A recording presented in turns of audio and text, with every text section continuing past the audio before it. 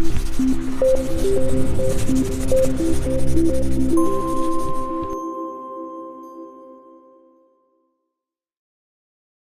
friends, welcome to the Theology program. This is a little bit different. We're doing this through Credo House. Thank you for joining us. If you're joining us, this is what we're doing, or at least what I'm doing.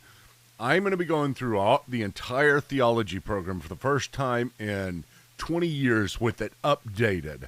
So I'm updating it all, and we're doing the entire Theology program from beginning to end. I don't know how long this is going to take me. I think it's probably going to take a year, and I'm not sure what time this is going to be on live, but it'll be uploaded as well to our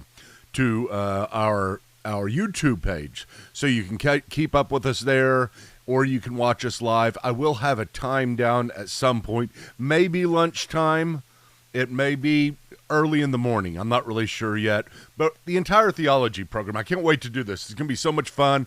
I'm updating it all from, theology doesn't really take much updating if you do it right. It shouldn't, at least. I mean, there's things that you update with the current culture, what's going on in the culture. The thing is, what was going on 20 years ago and what I taught about what was going on has really come to fruition. So it's going to be basically changed and massaged a little bit there. But there's a lot of things that, for 20 years I've been teaching theology. I've been teaching this. There's all kinds of things that I would like to tweak and update, new illustrations to give, and maybe just different ways of looking at some of the things. Most of the things, like I said, it's going to stay the same. If you ever went through the Theology program of Credo House. Now, first of all, let me tell you, I would love to have your support at Patreon. That is where we are at. That's where I am at. That's where I get my support from. So please, if you can, support us. That's the way I make a living. But this is the Theology program. This is what we're going through. I'm going to keep this Patreon up so that you can see it there. But are you excited? I'm excited. This is great. We're going through the entire Theology program. I think I can see your text if you text me. I'm not positive, but we'll get that fixed and I'll get it worked out if I can't. But right now I'm looking at a text box and it's supposed to be there. And I'm going to be looking often over here to see your questions, and so we can have discussion as we're going. But we're going to go through the Theology program. First thing we're going to go through is my very favorite subject. I've told you this many times. I think it's the most important subject in theology today. I'm not saying it's the most important subject in theology overall. That would be theology proper, Trinitarianism. I think that would probably take the cake there. But with regard to how, you can't even begin to do Trinitarianism. You can't even begin to study God. You can't even begin to understand all of the big picture of theology until you read the prologue to the book. And that's what Prolegomena is. Prolegomena is the prologue to the book that nobody ever reads. You're supposed to read it, but most people don't. And we're going to go through the whole prologue. The whole prologue, what does that mean? Well, I'm going to tell you today. That is going to be what I'm focused on today, trying to get you oriented, trying to get myself oriented towards this new platform that I'm doing this through. I am doing this through OBS rather than my normal Restream. I'm pushing it through Restream, but it's going through OBS. I think you can get me on, you can get this on Facebook. My Credo House Facebook. You can get this on my Credo House YouTube. It should be coming through on Patreon, so if you're on Patreon, you can go there and just push play, so it's there, and you comment there, and it should be coming through on somewhere else. Discord, maybe. I don't know. Did I ever put it on Discord? I think it's up there on Discord as well, the Credo House Discord. So you can go to Credo House and become a Discord member, but you can only do that if you're a Patreon member. So let's get started here. We're going through Prolegomena. I know I call it Introduction to Theology, and I did think about changing the name, and I probably will next time, because as I was sitting here, I thought, why not? Why call it Introduction to Theology whenever it is, formally speaking, Prolegomena? I can subname it introduction of theology. That's what it is. But prolegomena. These are all the things you have to know before you do theology. And I'm telling you, if so many people, I talk to people every day, all the time, that are going through, building their faith or going through a crisis of faith. That's one of the things I do a lot of, is talk to doubters whenever people go through a crisis of faith at some time in their life. Usually it's around your 30s, somewhere in there you begin to, they're just life hits you really hard. And expectations that you had, or maybe you didn't even know you had, come into play and mess with your theology, mess with your whole orientation. And sometimes it breaks down because you grew up in a very, and necessarily so sometimes, I mean, we grow up and we learn from our parents, we learn from our church, and usually we're not critical thinkers until we're around, our mid-20s to 30s, sometimes in our teens. I mean, it's different for everybody, but whenever you become a critical thinker, if you don't know how to think critically, if you haven't thought critically yet, you begin to doubt things, and that's normal. It's normal for everybody. But prolegomena is so important for us as we go through this, and that's what I take people through whenever they are doubting their faith. I don't try to answer all of their questions, because that can kind of build on the problem.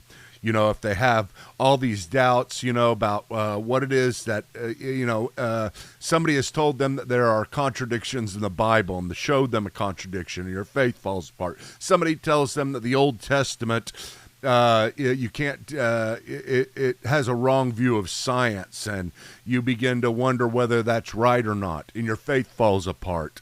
Well, if you had a proper prolegomena, your faith couldn't fall apart on something like that.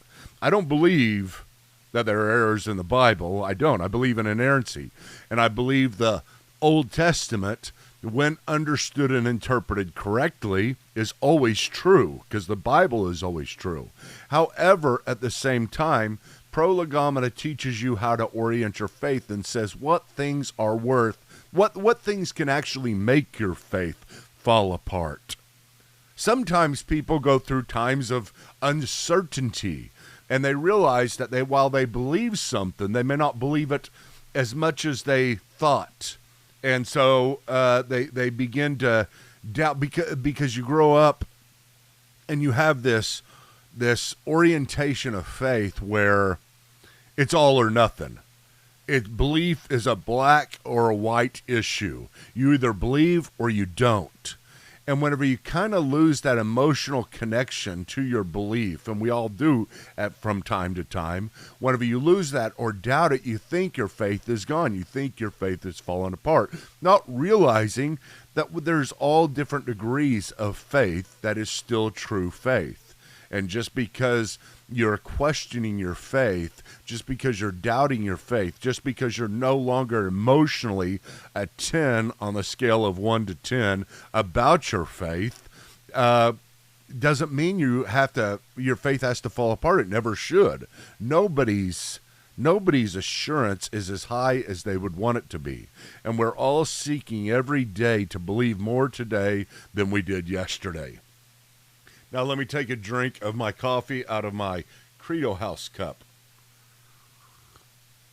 One of these days, you're going to help me get the Credo House back. We're going to work together.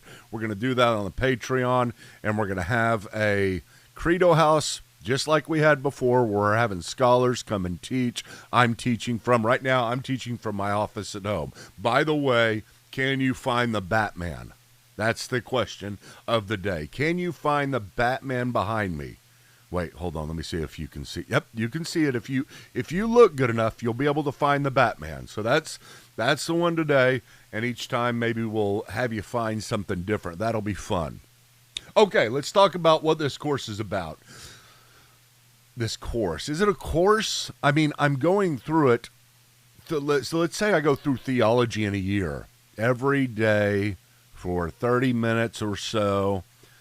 Could I get through the entire theology program? It's 60 sessions by itself, and whenever I used to teach it, and I was on the clock, it took me an hour and a half at least every single session. So what is that, 90 hours? Yeah, you could translate that into 90 days. But let me tell you something. I'm not going to get through that quick because I'm not quite on the clock. But I am going to try to get through all of theology in a year. I'm going to try to plan it out as I move forward and look through this and say, can I structure this out 5 days a week to where in 1 year we get through the entire theology program? Then I'll put myself on some type of clock. But let's talk about this first. Course or prolegomena description. These sessions, these first sessions, are talking about methods, study methods of doing theology. Its primary purpose is to teach you skills for developing a critical Christian mind. I know some of you don't like that word, but it is. We need to be critical. We need to be critical of what we hear and what it is we believe. I want to teach you to become critics of what you're taught, but also what it is that you already think, what it is you already believe, to evaluate your beliefs and to see if they're worthy of being kept, if they really pass the grade that they need to pass. Okay, so we're going to try to construct a solid foundation for thinking through life's most important issues. And that's what theology is. It's life's most important issues. This is where it's all at, folks. There's all kinds of things going on in the world. There's all kinds of crazy stuff going on in the world. I mean, every area that I look at is just absolute craziness. And sometimes it's just bizarre. I can't understand how things work and what's going on out there, and I try to figure it out. And whether it's politics or what's going on the internet and all the different theories that are out there, because we have such access to so many different things. I mean, everything is being questioned today.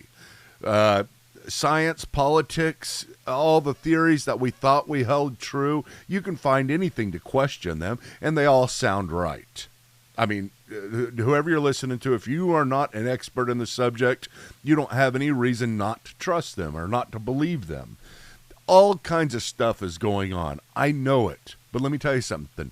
This is the stuff that matters more than anything else. It really is.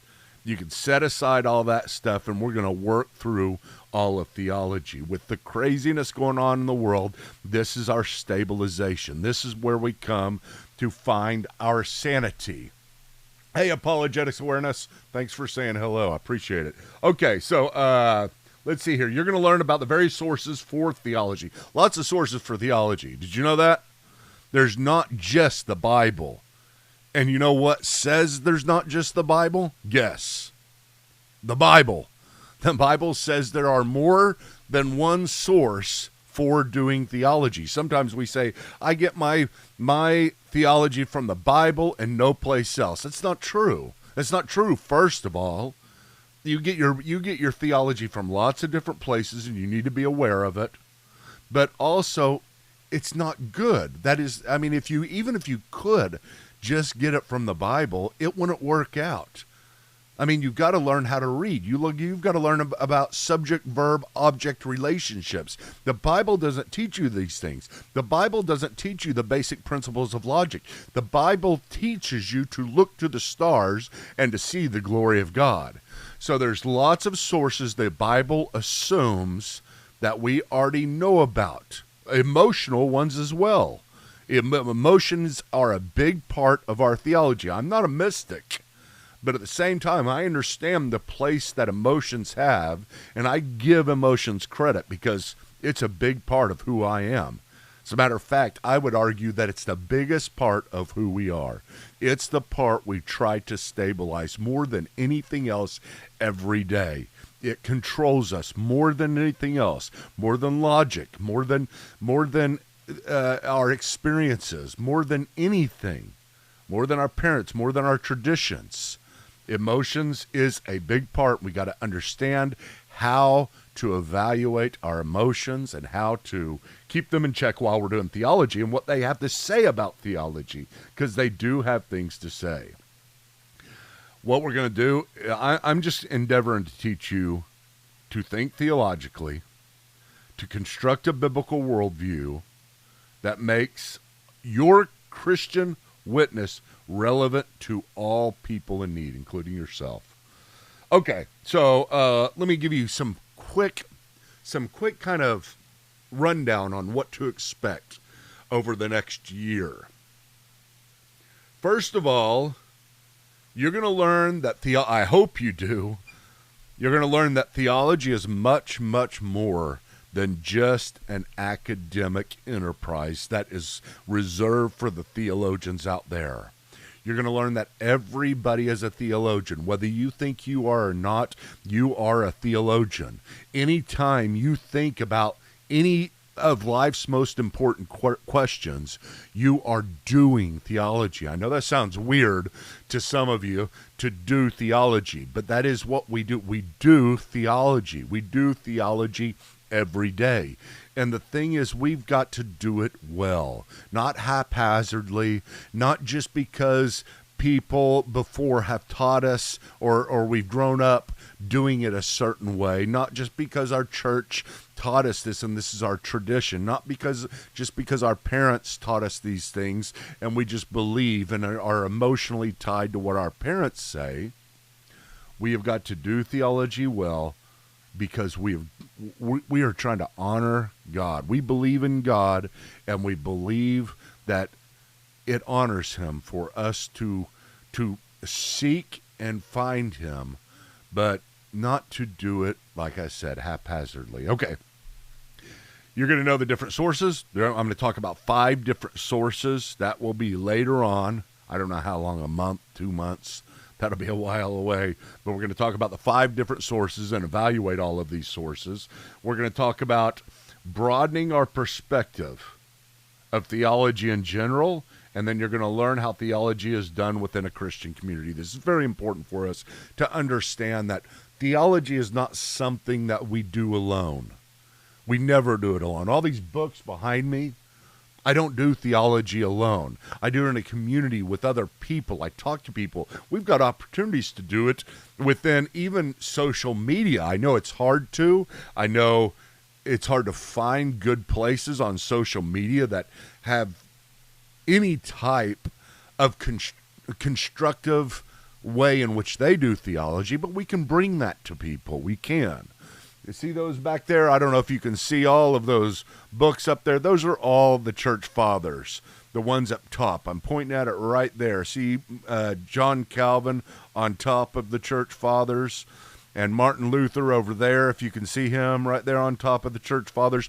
That's a lot of books written by the first 4 centuries of the church, people who lived in the first 4 centuries of the church, and I look to them. Now, they're not inspired. I don't just go to them. Some traditions do just go to them, as we'll learn later on. But they are part of my sources for theology. They are part of my community. If I do it alone, if I do theology all by or get a small group, me and my family, and, what they've taught me is what is true, and we all believe it together. And if anybody disagrees with us, we just laugh at them, or we just feel sorry for them, or we just pray for them, whatever else it may be. We've got to get out there in community. Community is going to be the best thing for you, because you're gonna break free from your presuppositions, because you're going to see people who believe things. Maybe they believe in Christ. Maybe they believe in his resurrection. Maybe they know they're sinners, but they really believe a lot of other things different than you. And you've got to consider that. You've got to consider what that means. What that means from a broader theological perspective, from the standpoint of God. Does God require us to have all the right answers to everything? Or could it be that there's a value in this community of disagreement? Now, Catholics, I know you would disagree with that. That's why you have your magisterium. That's why you have the Pope, to keep from disagreements. But what I will argue during this class is disagreements are part of God's plan for us to grow in theology. Hey, Timothy, thank you for showing up. I'm glad I'm doing this too. It's exciting. This is God's plans for us to do theology. That is something I believe very much. Alistair McGrath, one great theologian, historical theologian, systematic theologian, one of the smartest guys out there in theology. But Alistair McGrath wrote a book about the Reformation and about why the Reformation in the 16th century, these guys got together and rebelled against the current institutionalized church, which we now know as the Roman Catholic Church, but they rebelled against them and broke free from them, and they were no longer under a pope. They were no longer under a big church institution that kind of kept everything in line. Well, how did they stay together? How did they? What happened with this situation? Well, Alistair McGrath makes the argument that the elasticity within Protestantism is one of the greatest strengths of Protestantism because it keeps it reforming. It keeps it pushing forward. And we can't do this if we're not in community. If we're staying with our current denomination, we're staying Baptist and we don't talk to anybody but Baptist about theology. We're staying Presbyterian, we don't talk to anybody but Presbyterians. We're staying Reformed Calvinist, and we never talk to Arminians, that's for sure. These are all different theological positions and denominations within the church. We cannot do that. We have to use that elasticity that God uses us. It's a wrestling match we get into. Theology is a wrestling match. It really is. And sometimes you're able to defeat the current subject and really be sure about it, and sometimes you're not. But that's part of the let me put it this way. This may put it in perspective. I think we're going to be doing this for all eternity. I think whenever we get up into heaven, sometimes we think we'll have all knowledge and we're going to be up in timeless Ethereum of some type of existence that is all of equilibrium between everybody. That's simply not true. There's no sense that the Bible teaches us that. There's no sense in which we should ever believe that. I think we're going to be learning for all eternity, and we're going to be wrestling with our theology for all eternity. We'll have better perspectives. We won't hate the person who disagrees with us. And yes, I think there'll be disagreements in heaven. I do. I think it's part of the way that God grows us. Man, I'll tell you what, Catholics really are going to get mad at me over that. But I do. I think it's part of God's plan. I don't think there's anything wrong with disagreements. What is wrong, and this is part of prolegomena, what is wrong is when we get so hardened in our categories that we can't talk to anybody else. Or whenever we do, we have to argue our point, and that's the first thing we have to do. We have to convert them to whatever it is our pet doctrine is at that moment, or we have no fellowship with them. They may be believers in Christ, they may believe he rose from the grave, but they're not Baptist. They may, defend the faith. They may go out and debate with people, thousands of people, and do great things. But you know what? They're Arminian or they're Molinist. These are different theological positions. And so that's the first thing I see whenever I see this person is that he is an Arminian. He is a Molinist. He is a Calvinist. I get that a lot. I'm a Calvinist. And I get people all the time who look at me and that's the first thing they see, and they're angry about it. They're angry about me being a Calvinist. And I understand they disagree with me. I understand that there's strong disagreements in this area. I understand that you can't understand how I could be a Calvinist. But we got to listen. I understand how anybody can be just about any one of these positions. I really do. I understand why Catholics are Catholics. I understand why Arminians are Arminians. And I sympathize with them. I know how they got there. That's what you have to do. This is what you have to do. You have to loosen your grip. We hold our grip so tight on things thinking we're supposed to hold that tight because it's about God. It's about our faith. Of course we're supposed to hold tight. No, there's only some things we hold tight on. We will talk a lot about this, about essentials and non-essentials. What are the essentials of the faith? And, oh man, I got so much more on that than I did whenever I first taught it. I mean, it's just I've studied that continually. It's been a lot of fun. I haven't even gotten to the next slide, have I? That's okay. but these are the things. This is prolegomena. These are the first things. This is the prologue to the book of theology. It is the methodology that we use. And the hardest thing that you're going to go through, friends, the hardest thing about this, you can leave me after this podcast. You can never come back if you'd like, because this is so hard, and you may not be able to do this. And if you're not able to do this, you're not able to do this. I mean, you can be that stuck in the mud, and that's what I call it, stuck in the mud. I mean, and I understand how you get stuck in the mud. So I was stuck in the mud, but you can be that stuck in the mud to where you can't consider that you're wrong. And that's the hardest thing that you're going to do. I have to have you in every single subject. Every time we open this podcast up and every time I begin to speak, I have to have you be out there and consider that you may have it wrong. If you can't consider that you may be wrong, if you start this waiting for me to confirm your prejudice or you're gone, then you can't learn. How can you learn if you can't be wrong?